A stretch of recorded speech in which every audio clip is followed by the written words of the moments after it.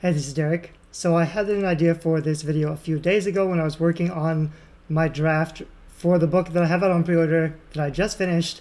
The topic of the video is how long does writing a book take and is it worth it? And the reason I wanted to make this video, is it worth it, with a little bit of a negative kind of perspective, because I was feeling really overwhelmed and frustrated. I was working on this book. I was working so hard, editing for like a week. Basically, everything else in my life had to get put on hold. I was behind on work. I wasn't sleeping well, so I would like do insomnia, like writing all night, editing all night, and then sleeping all day, which isn't that unusual for me and my lifestyle, but worse than usual. And so it was frustrating. And I was like, why am I working so hard on this book? Is it actually worth the amount of time and investment that I'm putting into it? And so I want to talk about some of those feelings, some of those frustrations, but also to kind of calculate the value of a book, how much a book is worth, how much time does it take to put out into the world, how much can you reasonably expect to earn from it, and some of those other considerations. And specifically, I'll be talking a little bit about this book project, but I'll also try to kind of generalize to make it useful for other people. So what I came up with was a book will take about 100 hours. And that depends on a lot of things.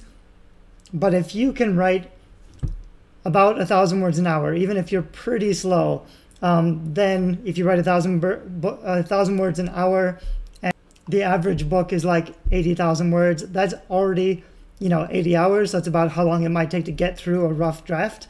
And some people write faster than 1,000 words. I've made other videos on like writing speed. I think 1,000 words an hour is a decent amount to shoot for.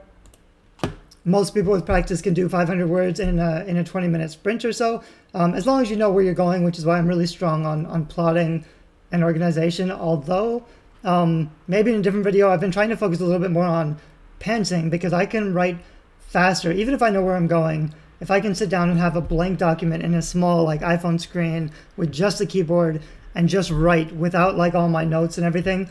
So if I'm kind of like half pantsing means writing by the seat of your pants. If I do that, I'm actually faster and it's easier to get through the material. The danger with pantsing is you could easily end up with a big messy manuscript that you can never polish into a good book, which is why I prefer plotting. But I also think plotting is kind of like training wheels. I think if you can do it really well, you can have a basic idea for where you want your story to go and then pants the rest of it and get through it faster. But that's kind of a different topic. Generally speaking, 1,000 words an hour is possible. You could get a book done in 70 or 80 hours and then have time left over for editing. I tend to edit about 2,000 words an hour, so I was really rushing this particular book. I had a rough draft done for NaNoWriMo. I kind of stopped for a couple months. I put it up on pre-order to force myself to do it, which is stressful, but it makes me do the work. So then I had, like 5 more days to finish writing the book and finish editing the book. I had to go through it a few different times. I started making video of my editing process and my 3 phases of editing, but that kind of depends. I still got stuck on a lot of things. I'm still not 100% satisfied with the book, even though I uploaded a final manuscript in time. I'm not sure if I'll talk about that in this video. I might make a separate video about this book project, but basically it's like 95% of the way there. The readers who read it won't notice the things that I'm not satisfied with. It's mostly like little logistical details, like the way they're moving between the rooms, or where's everybody else when this scene is happening, little stuff like that. This book was also really frustrating because it's based on Greek mythology and ancient history, so I put in a lot of research. And there are a few places still where it's just like an info dump of research that's not really fleshed out enough. So there's still a few things I'd like to fix. And I plan to do that in the next couple of days before I really tell anybody about it.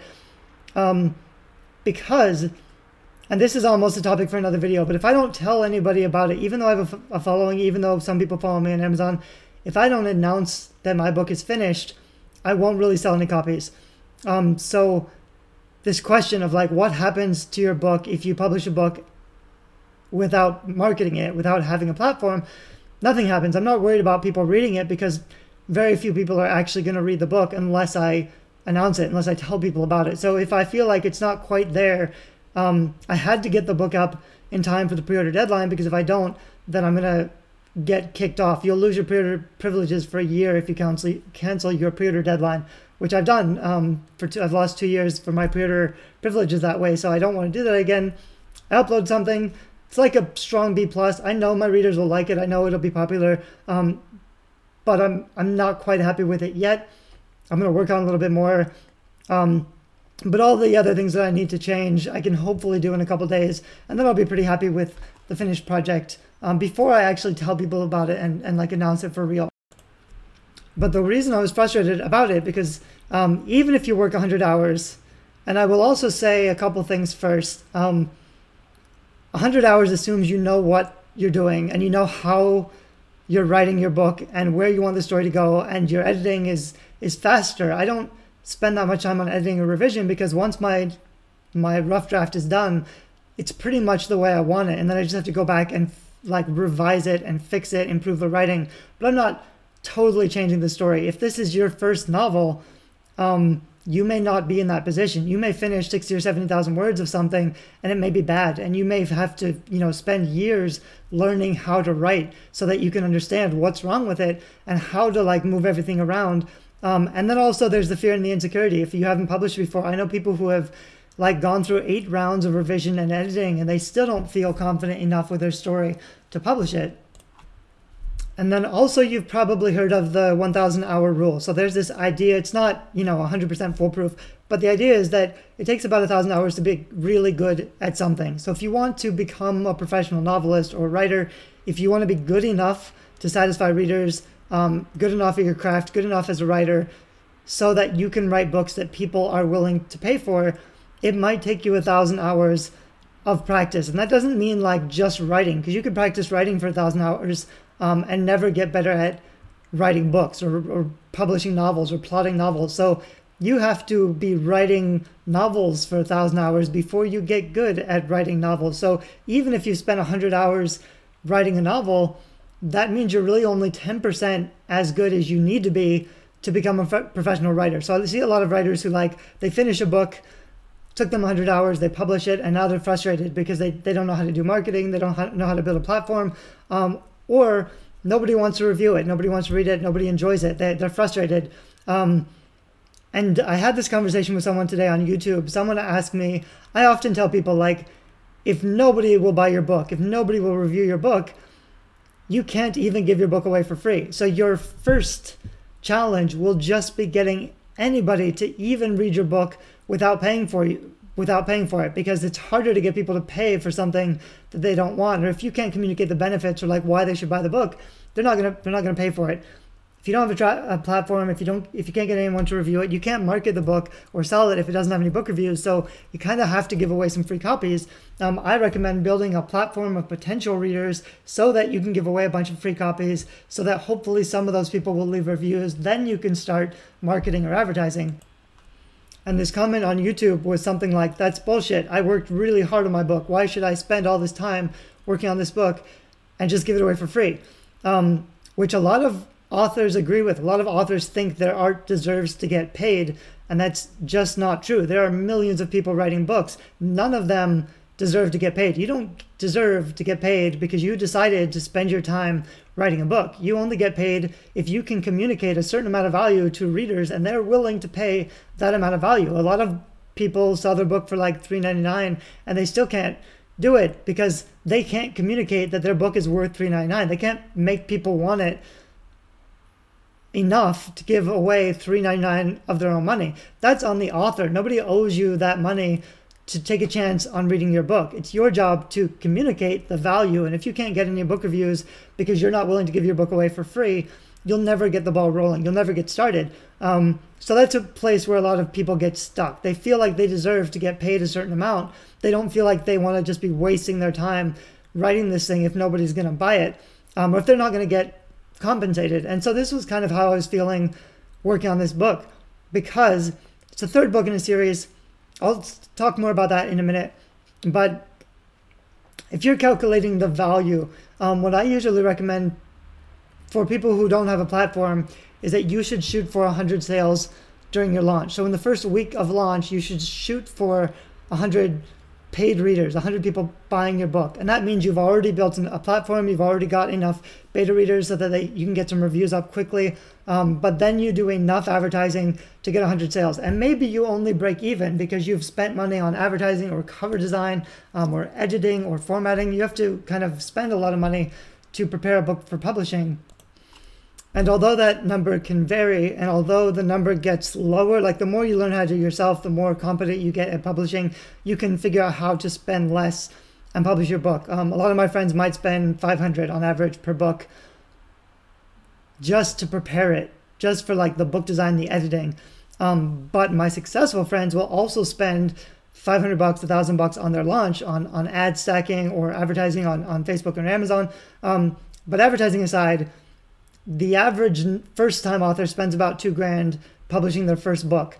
After that, I think $1,000 is a reasonable amount to spend on everything, including a little bit of advertising. Although, if you are hiring a professional editor, which might be a smart move for you, you can spend a lot more because editing can be really expensive, especially for like a really good editor who can actually figure out what's wrong with your story and how to fix it. Can cost a lot more. So I recommend shooting for 100 sales during launch week and 1,000 sales over the lifetime of the book. So you want to try to sell 1,000 books probably in the first year or so. If you can sell 100 copies during launch week, you can try to sell 100 copies a month. If that keeps going for a year, you'll earn about 1,000. Well, you'll sell 1,000 copies in a year. That could be a couple $1,000s. Hopefully by the first year, you'll have paid off your investment, and then it'll just be profit going forward. That would be great. That doesn't happen for a lot of authors because they're doing too many things wrong, but that would be a good thing to shoot for. So in my case, I was kind of thinking, okay, I'm working really hard on this book. It's way too stressful. I'm not doing all this other stuff that I could be doing, that I could earn a lot more money to finish this book for my fiction audience. And I like doing it. I love the challenge. I don't think there's anything more rewarding, but I don't want to say stuff like, there are non-monetary rewards for writing a book, or it doesn't matter how much money you make as long as you enjoy it, or stuff like that, because I think the amount of money your book earns is a great indication of the value you're providing to the world. I don't believe as a creative person you deserve to get paid at all, and I think you might as well use your creativity to make things that other people like. It's a lot more enjoyable to write books that people like, that review well, that people like share because it was so good. That's the kind of book you want to be.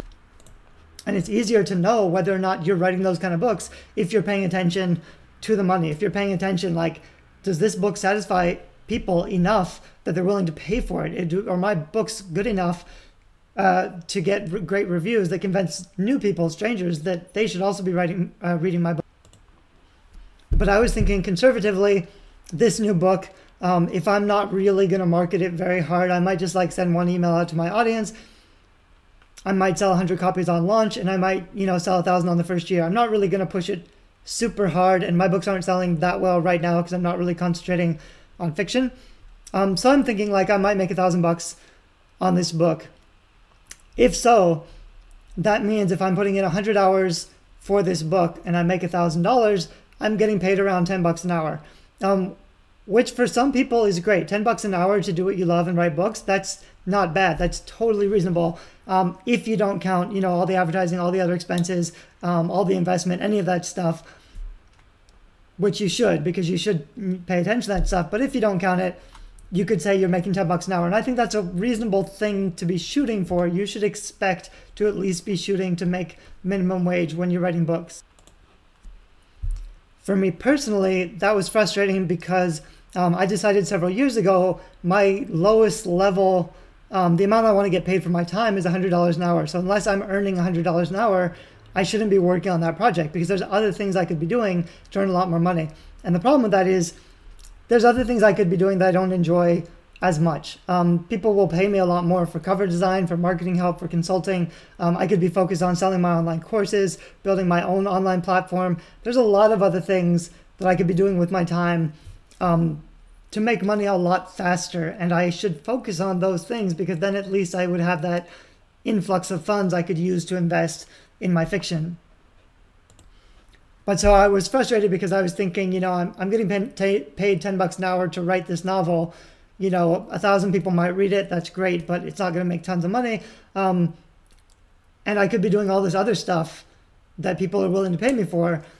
And I've been going through this shift over the last couple of years. I'm trying to switch from like active income where people will pay me for things and passive income where I can create my own assets that will generate income, which takes time to build up and is slower and I get paid less. But one of the great things about writing your own books is that you're not just getting paid for your time. You're building an asset. And especially because this is the third book in a series, I've put out a lot of first books, so I can't really invest in advertising because it's hard to sell a standalone novel. This is the third book in a series. If I finish one more book in this series, I'll have a box set. This is a 4-book series. Once I have a box set, then I can start outbidding everybody else on advertising. That's when it gets really exciting because I already know people like my books. I already know that my covers convert, my blurbs are good enough.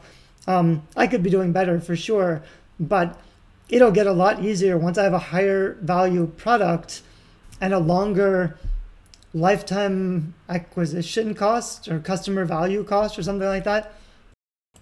Some people also call it a value ladder. I just have more things to sell. So if I get one person, if I spend $1 to get one person to buy the first book, maybe I'm barely breaking even on the first book, but if they buy the box set or if they read the whole series, I'm actually making money. So it's much more valuable to have a completed series. And once you've finished a series, then you have a lifetime asset. I could always be, I could redo the covers, I could redo the blurbs, and I could double my income some way down the line. I could use that asset, to make more money in the future. And the more I focus on writing my own fiction, the more books I finish. Eventually, I want to have like 10 different series finished or 10 different box sets, which might take me 5 or 10 years. But when I get there, it'll be really easy for me to make money with my fiction because I'll have just such a backlist, such a profound body of work that I will have to offer my audience. So as soon as I get one, like I can spend more to attract one new reader because they will have more things to buy from me. And also, not only are you building an asset, but you're also building a skill. Like I said earlier about the 1,000 hour rule, I'm still getting better about writing fiction. This is my third book. It's kind of frustrating because I feel like this third book is a lot better than the first book in the series, which I wrote a couple years ago, but that's just because I'm getting better as an author. So to get people to read this third book, I have to try to get them to buy the first book, which is, kind of frustrating, but that's just kind of how it works. And I'm a little frustrated to be working on this series because this is something I started a couple years ago, and I know that the new series I plan to write eventually are all going to be so much easier to sell because they're going to be such better books. And I've already kind of started a side project that's an epic fantasy that I know will be so much more marketable than this third book. Even though I'm pretty happy with this third book, even though I think it's really good and I think my readers are really going to like it, it's not as good, it's not as easy to sell as the new stuff I want to be working on. So that's all of this stuff. And also just because I was tired and frustrated and burnt out is why I wasn't feeling good about this question, or why I was asking, like, is it worth it? Do I really want to be spending this much time working so hard to write these books? And it's something that comes up pretty often because it's common when you first finish, like as soon as you finish a book, when you're working super hard on anything, but especially something creative, when you finish it, right before you launch it, you're worried if anybody is going to like it. You're exhausted because you've been working too hard and you're kind of sick of the project. It's very common to feel creative burnout. It's very common to feel like, what am I doing? Do I even really want to be doing this? Am I cut out for this? Is this worth spending all my time? And the answer to all those questions, like, it depends. I definitely think you should be focused on the money. Like, am I getting paid at all for this thing? If you're not getting paid, as long as you're focusing on building up your skill set, that's okay. If you've written a bad book that doesn't sell, but you've learned in that experiment, if that's one of the 9 books you need to write to get your 10,000 hours, 1,000 hours before you become good enough to actually go professional, that's fine. It's fine if you're not making the money. As long as you are deliberately going, as long as you have a goal, as long as you know what your plans are. And so it's dangerous to think like, it doesn't matter if I'm making money, this is just what I enjoy doing. I'm not going to care about whether it's successful, I'm just going to do what I love. That's dangerous thinking because even though it might make you feel better, you don't have a goalpost. So you're never going to get better. You're never going to progress. It's not going to get easier for you. You want to make sure you have a goal so that you can measure your progress and start seeing results. If you don't have a goalpost, you can't figure out what's going wrong and where you want to be in the future and how to revise and how to get better. So you don't just want to like give up on ever earning or give up on ever writing books that other people enjoy, because you should, like I said, it's the best thing you can do as a writer is to write books other people like. I think that should be your goal. I don't know any writer, even if they say they don't care about the market, even if they say they don't care about, who's going to read it or who's going to pay them for it, I think every writer still wants to write books that other people enjoy or think are good, or they want to hit some quality. They want to consider themselves good writers, not crappy writers. So if you want to write books, I think you should intend to be a good writer and write good books. And the only way to measure that is audience feedback and reviews and response. So my main challenge right now, and I actually think I decided last year, like my personal goalpost, and like I said, I think you can shoot for, if you have no platform, 100 sales during launch week, 1,000 sales over the first year. My personal launch goals are $10,000 per book, which is how much I want to get paid for the books that I write for myself, for each book, which means earning about $1,000 a month, which is not impossible. I have some books that earn about that much money without very much advertising. And definitely as I get better at writing and as I build up a bigger backlist and as I finish more series, that'll be something I'm capable of achieving. I'm not completely there yet, but that also kind of motivates me, because like I said, I was depressed because I was only getting paid $10 an hour. But if I'm making $10,000 per book, if that's my goal, then I'm getting paid $100 an hour, which is what I set out for myself. So I have that goal, and I can improve my marketing, my platform, my writing, my craft until I meet that goal. So even if the goal is a little higher than my current experience, that's what I want to be shooting for until I start to see those kind of results. And that basically means if I want 10,000 sales, basically you'll convert it about 1% from cold traffic. So if I got 100,000 people on my email list, which is kind of my goal, I want to build my fiction email list to 100,000 people. Those would be cold traffic if they were complete strangers and I was blasting out an email to people who didn't know me, to 100,000 people. I might get a 1% conversion rate. So this would be like if I was doing paid advertising and I put my paid advertisement in front of 100,000 people, I would have to convert it 10% to get 10,000 sales. And that would be really difficult. It'd be possible if I had a killer blurb and a killer cover, it'd be possible, but it'd still be difficult. Usually advertising to cold traffic is more like 1%, which would only be 1,000 sales. And that would still be possible depending on how much you were paying per click. You can try to run the numbers yourself. Generally, it's hard to spend less than 20 cents per click, but you could, for theoretical value, pretend that you could get 10 cents per click on a book ad. That means that you pay $1 to get 10 clicks. If you paid $100, you get 1,000 clicks. If you paid $1,000, you'd get 10,000 clicks.